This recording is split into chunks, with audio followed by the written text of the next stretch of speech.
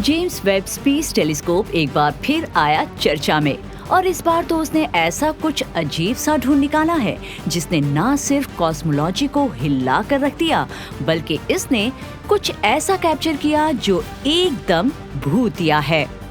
जिस गैलेक्सी को वेब ने देखा वो हबल स्पेस टेलीस्कोप द्वारा ली गई इमेजेस में पूरी तरह से गायब दिखी। दरअसल उन तस्वीरों को देखने के बाद एस्ट्रोफिजिसिस्ट मैक किनी ने कहा ये चीज असल में एक राक्षस है। तो क्या है ये और ये तस्वीरें वैज्ञानिकों के बीच चिंता की वजह आखिर क्यों बन रही है? स्वागत है आपका विज्ञान 360 में। दोस्तों, हमें गैलेक्सी की जो इमेजेस मिली हैं वो इतनी चमकदार या चमचमाती तस्वीर नहीं है जिनको देखने के आप आदी हो चुके हैं, बल्कि ये एक ऐसा कॉस्मिक विद्रोही जैसा है जो ब्रह्मांड की गहराई में कहीं छिपा बैठा है। गौर से देखिए इसे, ये कोई ऐसी वैसी गैलेक्सी नहीं है। जितनी अजीब ये दिखती है इसका नाम भी उतना ही अनोखा है, जिसमें नंबर्स और अक्षरों का मिश्रण है। इसके बावजूद जेम्स वेब स्पेस टेलीस्कोप इस धूल भरे सिलेब को पकड़ने में कामयाब रहा, जिसे AZTEC C71 नाम से जाना जाता है। ये नाम सुनकर आपको नहीं लगता जैसे किसी गुप्त एजेंट का नाम हो? लेकिन अभी रुकिए जनाब, कहानी यही खत्म नहीं होती। वेब ने जिस गैलेक्सी को कैप्चर किया है उसे हम वैसा नहीं देख रहे जैसे ये अभी दिखती है, बल्कि ये इसकी वो तस्वीरें हैं जो बिग बैंग के 900 मिलियन साल बाद की थी, जब ब्रह्मांड अपनी तारों वाली स्पीड हासिल कर रहा था। वैसे आपकी जानकारी के लिए बता दें कि ऑस्टिन में टेक्सास यूनिवर्सिटी के जेड मैकिनी ने इस बारे में कहा, हो सकता है कि ये हमें बता रहा हो कि गैलेक्सीज की एक पूरी आबादी ऐसी रही हो जो हमसे अब तक छुपी रही, लेकिन कैसे? वैसे ये सब बातें आखिर क्यों मायने रखती है? खैर, वैज्ञानिक तो ये कह रहे हैं कि इसका मतलब ये हो सकता है कि शुरुआती ब्रह्मांड के बारे में जितना हमने सोचा था ये उससे ज्यादा धूल से भरा था। ये जानकारी हमें ये जानने में मदद कर सकती है कि बिग बैंग के बाद चीजें कैसे घटती गई। AZTEC C71 हमेशा से सुर्खियों में नहीं रहा। इसे पहली बार जेम्स क्लार्क मैक्सवेल टेलीस्कोप के जरिए एक ब्लॉब यानी बूंद की तरह देखा गया था। इसके बाद अल्मा रेडियो टेलीस्कोप ने इसे मंजूरी दी। इस बारे में मैक कैनी ने कहा, ये चीज वाकई में एक राक्षस है और भले ही ये एक ब्लॉब यानी बूंद की तरह दिखती है जो बाहर निकल रही है, जिससे हर साल सैकड़ों नए सितारे बन रहे हैं। चलिए अब कुछ गंभीर स्टार पावर वाली गैलेक्सीज के बारे में बात करते हैं। ऐसा सोच लो कि एक इंटरनेशनल टीम जो आसमान के 3 फुल मून्स के साइज के एक टुकड़े में ब्रह्मांड की शुरुआती स्ट्रक्चर्स का मैप बनाने के मिशन पर है। मैक किनी और उनकी टीम ने शुरुआती ब्रह्मांड के धूल से भरे बादलों के पार देखने के लिए ब्रह्मांडीय सुपर हीरो जेम्स वेब का इस्तेमाल किया। वैसे JWST से पहले ये गैलेक्सीज मानो जैसे स्कूल के अच्छे बच्चों की तरह थी जिन्हें ढूंढना मुमकिन ही नहीं था।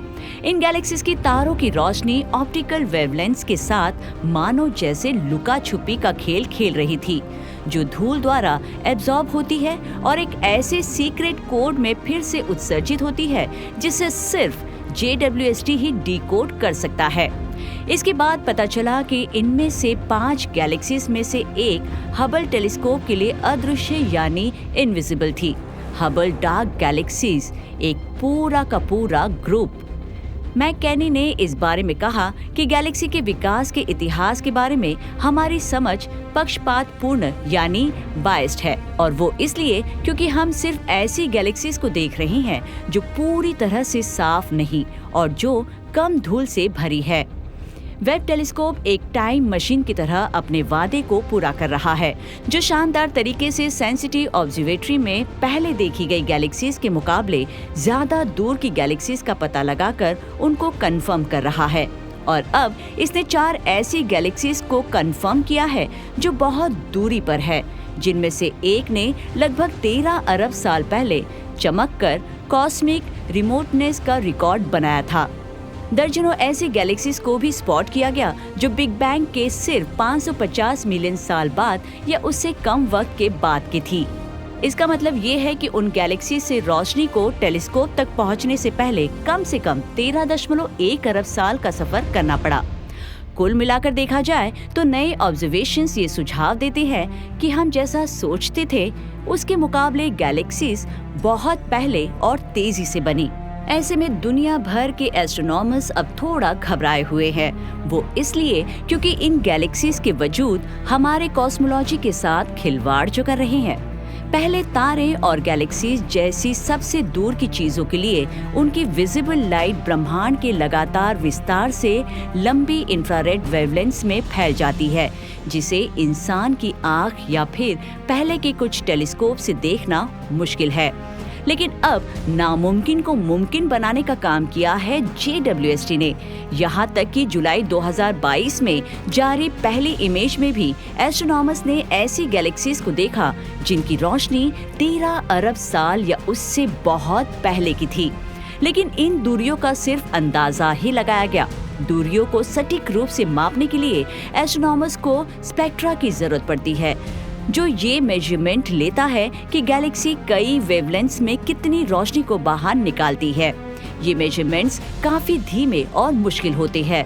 इंग्लैंड में हर्टफोर्डशायर यूनिवर्सिटी के एस्ट्रोनॉमर ईमा कर्टिस लेक ने कहा कि इस ग्लोरियस टेलीस्कोप का शुक्रिया, जिसकी वजह से हम एक साथ सैकड़ों गैलेक्सीज के लिए स्पेक्ट्रा हासिल कर रहे हैं।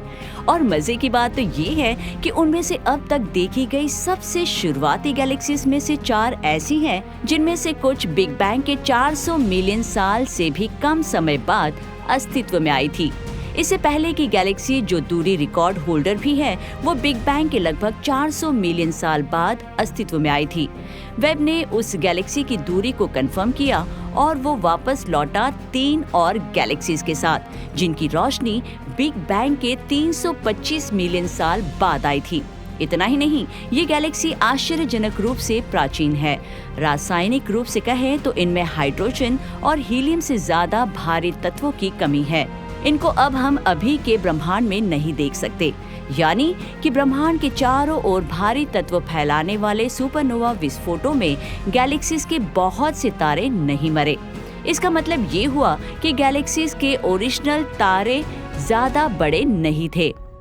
जैसा कि आप जानते हैं कि जब पहला तारा बना तो उससे पहले ब्रह्मांड पार्टिकल्स के गर्म घने सूप से भर गया था। पहले बने तारों और गैलेक्सीज ने ब्रह्मांड को अल्ट्रावायलेट लाइट से नहलाया, हाइड्रोजन परमाणुओं के इलेक्ट्रॉनों को अलग किया और रोशनी को JWST तक पहुंचने तक फैलने दिया। अब नया डेटा हमें बताता है कि ये प्रोसेस कब शुरू हुई, कब खत्म हुई और इसके लिए कौन सी गैलेक्सीज जिम्मेदार है। ऐसे में अब वक्त के साथ और भी डेटा का खुलासा किया जाएगा और किसे पता, हो सकता है कि वेब अपना ही रिकॉर्ड तोड़ते हुए बिग बैंग के आगे जाकर कुछ खोज ले। और अगर ऐसा हुआ तो यकीनन ये हमारी कॉस्मोलॉजी को पूरी तरह से बदल कर रख देगा। किसी ने सच ही कहा है, वो विज्ञान ही क्या जो हमारे ज्ञान को वक्त के साथ ना बदले। आपको क्या लगता है? अपनी राय कमेंट कर हमें जरूर बताएं। विज्ञान से जुड़ी ऐसी ही इंटरेस्टिंग खबरों को जानने के लिए हमारे चैनल विज्ञान 360 को सब्सक्राइब करें और बेल आइकन को प्रेस करना ना भूलें।